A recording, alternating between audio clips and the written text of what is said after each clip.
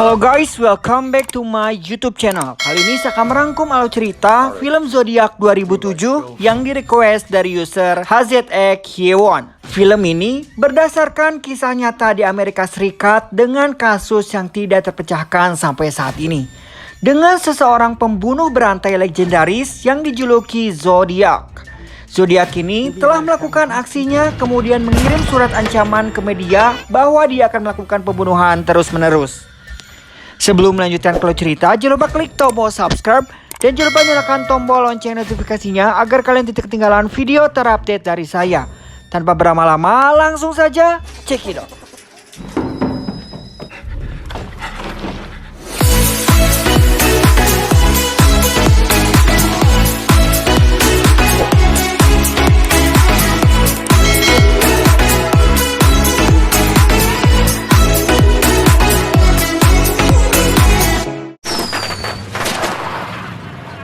Film ini dibuka dengan pasangan yang bernama Darlene, seorang janda muda, dan Mike, teman kencan barunya. Tiba-tiba saja, mereka diserang oleh seorang pria misterius saat mereka tengah asik berkencan. Pria misterius ini tak lain tak bukan adalah Zodiac.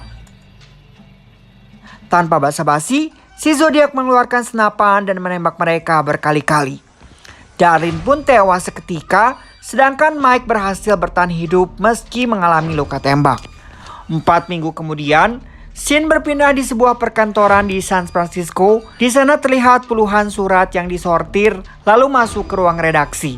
Setelah 1 bulan pembunuhan sebelumnya, si Zodiac kini mengirimkan surat ke beberapa surat kabar, termasuk Francisco Chronicle bersamaan dengan kode sandi rahasia dalam bentuk matrix chippers. Di sini kita dikenalkan seorang wartawan kriminal bernama Paul Avery. Paul ini bukan sekadar wartawan biasa. Kini ia ditugaskan oleh bosnya untuk menulis dan mengikuti perkembangan kasus ini. Ia pun memulai dari menganalisis tulisan tentang Zodiac serta mencoba memecahkan puzzle-nya. Surat dan kode dari Zodiac tersebut menarik perhatian banyak orang termasuk Robert Graysmith.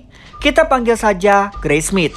Graysmith merupakan kartunis surat kabar tersebut, namun karena posisinya sebagai kartunis, ia kurang bahkan tidak ada yang memperhatikan pendapat dan analisis Graysmith.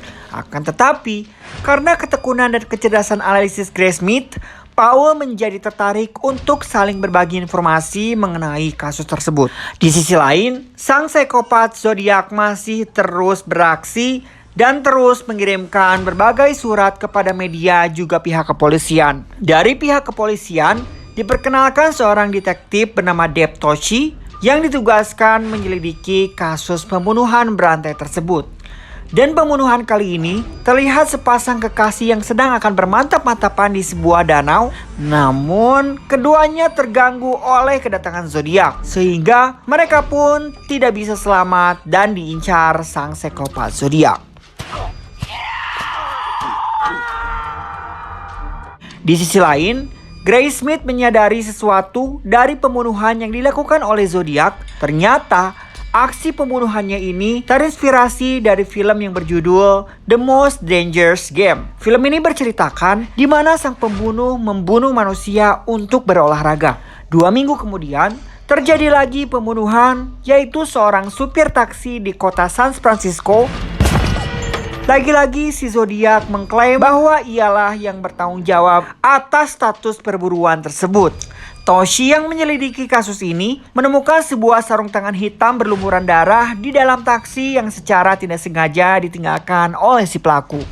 Seorang warga sekitar menyaksikan kejadian itu dan ciri-ciri pelakunya adalah pria berbadan besar dan berkulit putih dengan rambut yang cepak. Setelah dilakukan penyelidikan lebih dalam, pihak kepolisian juga menemukan jejak sepatu di TKP dengan sepatu boot ukuran 10M yang dirancang khusus militer angkatan laut. Setelah mendapatkan info tersebut, kini mereka mengerucutkan daftar tersangka yang mereka punya. Scene kembali ke Paul Avery dan Graysmith. Graysmith menceritakan bahwa sejak kecil ia sudah belajar memecahkan teka-teki sandi kode dan semacamnya. Karena itu, ini adalah sebagian dari hobinya. Dan dengan cepat, penyelidikan ini lebih cepat daripada detektif kepolisian. Sampai Toshi pun merasa tersinggung dengan mereka.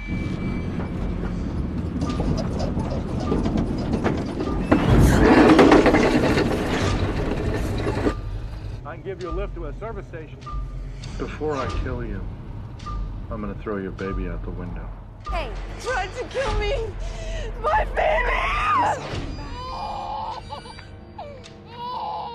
Kini, pihak kepolisian semakin mengerucutkan pencarian mereka. Mereka mulai menginterogasi beberapa daftar tersangka. Salah satunya adalah Arthur Leigh Allen. Kita panggil saja Leigh. Mereka juga mengambil hasil tulisan tangan milik Leigh untuk dicocokkan dengan tulisan zodiak. Akan tetapi, pihak kepolisian masih ragu dengan tulisan Leigh karena Leigh seorang ambidextrous. Dia bisa menulis dengan kedua tangannya. Jadi, bisa saja dia memasukkan tulisannya tersebut. Dan secara kebetulan, dia tinggal di Vallejo, tempat di mana korban pembunuhan janda kembang sebelumnya. Ia pun menyangkal jika dirinya seorang ambidextrous. Leigh mengatakan jika sejak kecil ia menggunakan tangan kirinya atau kidal. Leigh juga menegaskan bahwa dirinya bukanlah zodiak. Jika benar, itu sudah pasti Leigh tidak akan memberitahu mereka. Lalu, Toshi menanyakan jam tangan yang dipakai oleh Leigh karena Leigh memakai jam tangan bermerek zodiak. Ia juga mengatakan sesuatu tentang film The Most Dangerous Game. Hal itu membuat pihak kepolisian semakin curiga dengannya. Ditambah dengan dikuatkan ciri-ciri fisik yang sama dengan yang digambarkan saksi mata saat pembunuhan supir taksi, yaitu Leigh mempunyai perawakan yang sama, berambut cepak, dan kulit putih. Leigh juga pernah berada di angkatan laut. Ia menggunakan ukuran sepatu 10 sama dengan cetakan yang ditemukan. Cerita bergulir. Setelah mendapatkan semua bukti-bukti, pihak kepolisian lalu memeriksa rumah tempat tinggal Leigh. Namun sesampai di sana, Leigh sedang berada di luar rumah. Setelah diperiksa, mereka menemukan sarung tangan hitam dengan ukuran yang sama seperti yang mereka temukan di TKP sebelumnya. Dan mereka pun menemukan beberapa senjata api di rumah tersebut. Dan kini petunjuk pun semakin kuat dan mendekati fakta. Namun secara tiba-tiba mereka mengalami jalan buntu karena balistik yang ditemukan tidak sama. Dan sidik jarinya pun berbeda dengan Leigh. Bahkan tulisan tangan juga berbeda dengan tulisan tangan yang dikirim oleh zodiak. Kini pihak kepolisian pun harus memulainya dari awal. Terlebih zodiak yang berhenti mengirimkan surat ancamannya. 1 tahun kemudian, di sini Paul terlihat sangat frustasi. Dia lebih banyak menghabiskan waktu dengan alkohol karena penyelidikan Paul berlangsung selama 8 tahun dari 1971 sampai 1978. Oleh sebab itu, semakin hari ia semakin putus asa dan sampai akhirnya dia mengundurkan diri dari koran Chronicle dan tidak akan mengurusi lagi kasus zodiak. Lalu, Grace Smith melakukan penyelidikan ulang secara independen. Ia juga melakukan riset ulang untuk membuat buku tentang zodiak. Ia pun memulai dengan menginterview rekan-rekan di kantornya, polisi yang pernah bertugas dalam kasus zodiak, serta para saksi. Dan kini, setelah bertahun-tahun, zodiak kembali mengirimkan surat kepada media dan pihak kepolisian. Dalam surat tersebut terdapat nama Dave Toshi, di mana hal itu membuat publik mengira jika Toshi memasukkan surat tersebut untuk menaikkan publisitas diri sendiri. Sejak beberapa tahun sandi zodiak terakhir diterima, semua agen federal mencoba memecahkannya, tapi selalu gagal.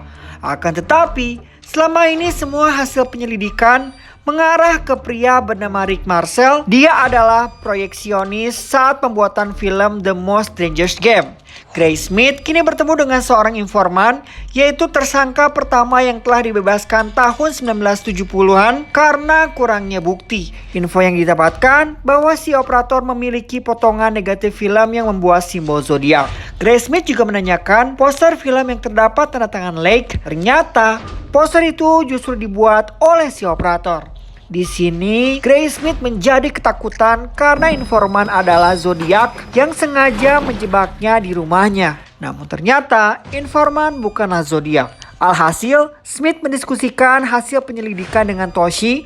Smith mengetahui jika Leigh adalah tersangka utama yang dicurigai oleh Toshi. Ia juga mengatakan jika pembunuhan pertama terjadi tahun 1968, surat kedua pada Juli 1969 setelah pembunuhan Darlene dan terus berlanjut sampai Toshi datang ke tempat kerja Leigh dan menginterogasinya. Setelah Toshi mendatanginya, Lake berhenti menuliskan pesan tersebut karena dia tahu sedang dia mati. Surat tersebut dari Zodiac diterima pada Januari 1974. Dia telah diam selama 3 tahun. Kemudian di tahun 1974, dia karena merasa aman karena Lake sudah tidak diduga sebagai tersangka. Kemudian Zodiac mengirimkan pesan Januari, Mei, dan Juli 1974. Setelah itu mereka tidak lagi mendapatkan surat dari Zodiac karena Lake telah ditangkap pada tahun 1975.